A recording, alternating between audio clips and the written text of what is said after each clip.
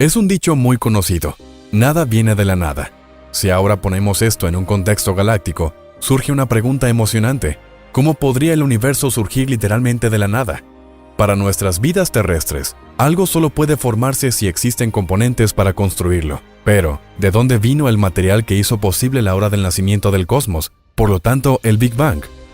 Junto contigo, nos gustaría echar un vistazo más de cerca a este tema profundo hoy. ¿Qué tienen que decir los expertos sobre esta pregunta central? ¿Se puede responder con nuestro conocimiento actual? Vamos juntos en busca de pistas. ¿Quieres aprender más sobre los descubrimientos revolucionarios y espectáculos únicos en el espacio de forma regular? Entonces, recuerda suscribirte a The Simply Space y hacer clic en la campana para mantenerte actualizado. Al darnos un me gusta, nos demuestras que te agrada nuestro contenido.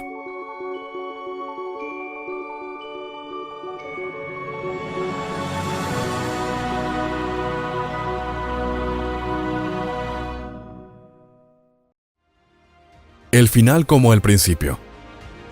No importa si es el Big Rip, el Big Crunch o el Big Freeze, incluso si las teorías difieren entre sí, todas terminan en el mismo escenario: el fin del universo.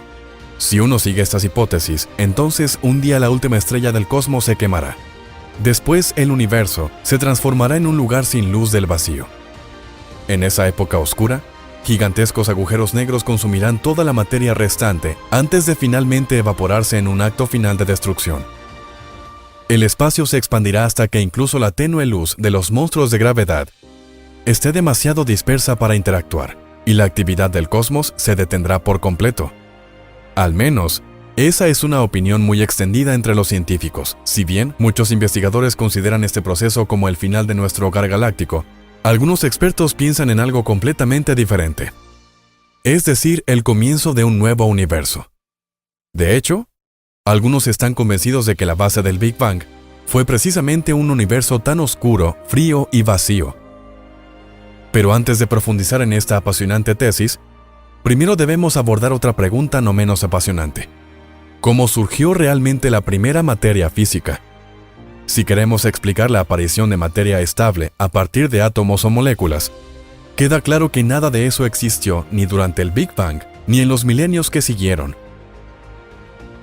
Lo que sí sabemos es que los primeros átomos se formaron a partir de partículas más simples, tan pronto como las condiciones externas se enfriaron lo suficiente como para permitir la formación de materia compleja y estable. También sabemos cómo estos átomos luego se fusionaron en las estrellas para formar elementos pesados. Sin embargo, nuestro estado de conocimiento no proporciona ninguna información sobre cómo algo puede nacer de la nada. Entonces, hagamos retroceder aún más la rueda cósmica del tiempo. Los protones y los neutrones, que juntos forman el núcleo de los átomos, se consideran las primeras partículas de materia de larga vida en la historia galáctica. Generalmente se supone que fueron creados inmediatamente después del Big Bang. Antes de eso, sin embargo, la materia no existía en sentido clásico. Afortunadamente, la física nos permite rastrear la línea de tiempo un poco más atrás, es decir, a aquellos procesos que tuvieron lugar antes del nacimiento de la materia estable. La era Planck. Dentro de la física, esa era se llama la Gran Teoría Unificada. En detalle, esta teoría se basa en el hecho de que en el momento del Big Bang, 3 de las 4 fuerzas físicas básicas conocidas, la fuerte, la débil y la interacción electromagnética, existían en forma de una sola fuerza unificada. Si profundizamos aún más en esta área de la física especulativa, vemos que el mundo físico consistía en una especie de mezcolanza de partículas elementales de corta duración. Entre ellos estaban los quarks, los componentes básicos de los protones y los electrones. La relación entre la materia y la antimateria estaba equilibrada. Cada tipo de partícula de materia tenía una contraparte casi especular hecha de antimateria. Si estas dos partículas, que difieren entre sí solo en un aspecto, alguna vez se encontraron, se destruyeron entre sí. Pero, ¿cómo se formaron estas partículas? A este respecto, la teoría cuántica de campos dice que incluso el vacío, considerado el principal ejemplo de un espacio vacío, en realidad está erizado de actividad física. Esto ocurre en forma de fluctuaciones de energía y puede hacer que aparezcan partículas, solo para desaparecer nuevamente. En consecuencia, el vacío del espacio-tiempo también se caracteriza por tales procesos. Aquí, también las partículas parecen surgir del vacío proverbial. Si ampliamos más nuestra pregunta central, nos encontramos con otro obstáculo: ¿cómo llegó a existir el espacio-tiempo? En este sentido, la era de Planck nos demuestra de manera impresionante que eventualmente nos enfrentamos a barreras infranqueables con nuestras teorías físicas. En detalle, la época de Planck, posiblemente de corta duración, cubre el periodo inmediato posterior al Big Bang. En este punto, el espacio y el tiempo se convirtieron en parte de las fluctuaciones cuánticas. El problema, para comprender de manera integral la era de Planck, necesitamos una teoría completa de la gravedad cuántica que unifique la física cuántica con la relatividad. La teoría M y la gravedad cuántica de bucles se consideran candidatos prometedores en este sentido. Aquí, el espacio y el tiempo ordinarios se consideran comúnmente como emergentes. En consecuencia, lo que percibimos como espacio y tiempo es de hecho el resultado de procesos cuánticos que ocurren a un nivel microscópico que nos resulta incomprensible. Dado que nuestra comprensión común del espacio y el tiempo ya no es válida en la era de Planck, nuestra concepción básica de causa y efecto también alcanza sus límites. Sin embargo, todas las teorías dedicadas a esta sección describen algo físico que estaba sucediendo en ese momento, una especie de precursor cuántico del espacio y el tiempo. Incluso si nuestra comprensión de la causalidad no se aplica a la era de Planck, podría ser teóricamente posible comprender un componente de esa era con la ayuda de otro. Pero nuestras teorías actuales no son capaces de manejar este desafío. Antes de que las doctrinas correspondientes estén completamente desarrolladas, no podemos hacer aclaraciones generalmente válidas sobre los procesos de formación central del cosmos. En la actualidad, queda por afirmar que los físicos no conocen ningún caso confirmado en el que algo se haya formado a partir de la nada. Creador, multiverso o ciclos.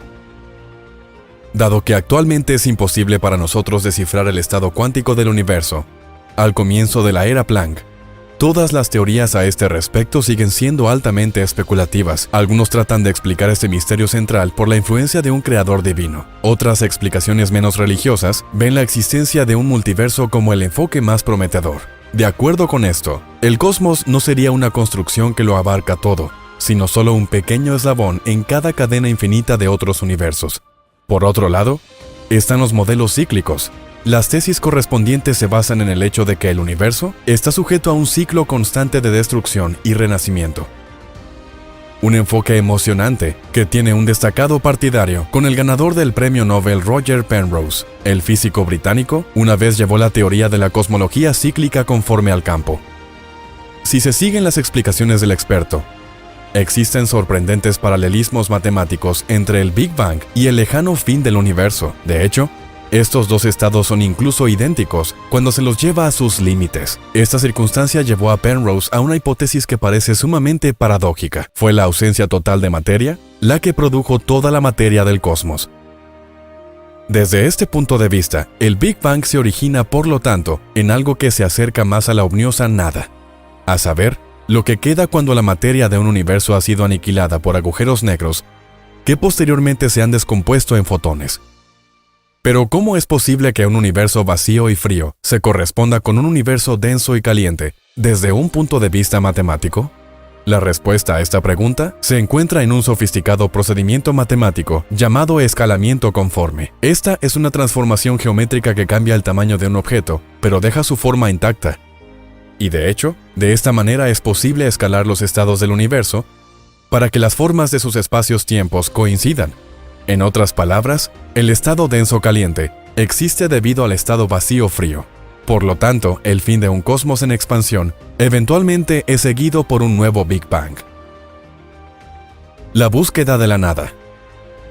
Supongamos que la controvertida teoría de Penrose se confirma algún día. Incluso en este caso, todavía no tendríamos una respuesta a la pregunta de cómo algo puede surgir de la nada, de dónde viene la realidad física, cómo se formó el sistema de ciclos del universo, por qué existe algo en absoluto y no nada. ¿Puede existir nada en absoluto si por esto se entiende la ausencia de todo? ¿Cómo puede existir algo que no existe? Como puedes ver, no pasa mucho tiempo antes de que algunas preguntas filosóficas se infiltren en este apasionante tema. Para nuestro video de hoy, sin embargo, nos gustaría quedarnos en el ámbito de la física por una vez. Entonces, ¿qué tiene que decir la ciencia sobre el posible trasfondo de los ciclos? Un enfoque dice que no podría haber una explicación física para esto en absoluto, o se trata de una cadena interminable de ciclos que se repiten, donde el estado cuántico inicial de cada cosmos condiciona las propiedades del universo siguiente. Además, es concebible que solo exista un único ciclo. estando definido el comienzo del ciclo cósmico por una propiedad de su final. ¿Quién sabe si alguna vez obtendremos una respuesta a las preguntas fundamentales del universo? Pero ¿no es solo esta gran incertidumbre lo que hace que el tema sea tan convincente? Una y otra vez, los investigadores dirigen su mirada a áreas remotas del espacio para obtener nuevos conocimientos sobre nuestro entorno galáctico. Sin embargo, no siempre es necesario investigar regiones remotas del cosmos, porque a veces vienen a nosotros. Por ejemplo, los objetos galácticos más pequeños ingresan regularmente a la atmósfera de la Tierra, sirviendo información importante sobre ellos mismos y sus orígenes en bandeja de plata. Se cree que tal evento, que no es inusual, se registró en Papúa, Nueva Guinea, hace unos años. Lo misterioso de este caso es que el descubrimiento se ocultó al público interesado de todo el mundo. El meteoro secreto.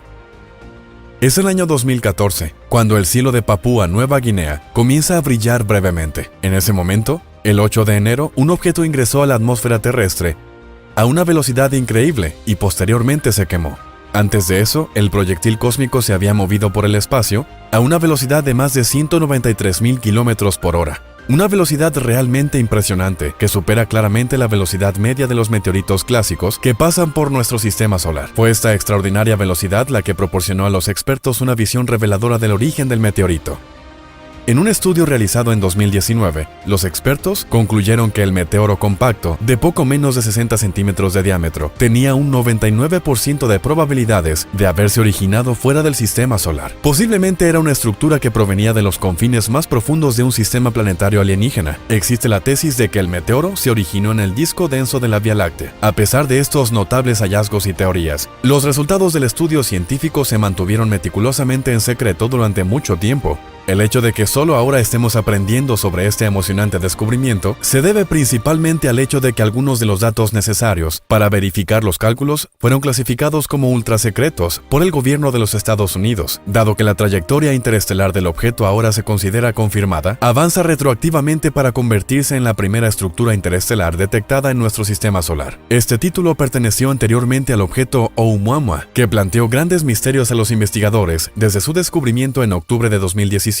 Pero hablaremos de esto más adelante. Amir Siraj, astrofísico teórico de la renombrada Universidad de Harvard y autor principal del estudio, ahora tiene la intención de publicar los resultados de su trabajo de manera oportuna. Esto hará posible que la comunidad científica internacional amplíe los análisis.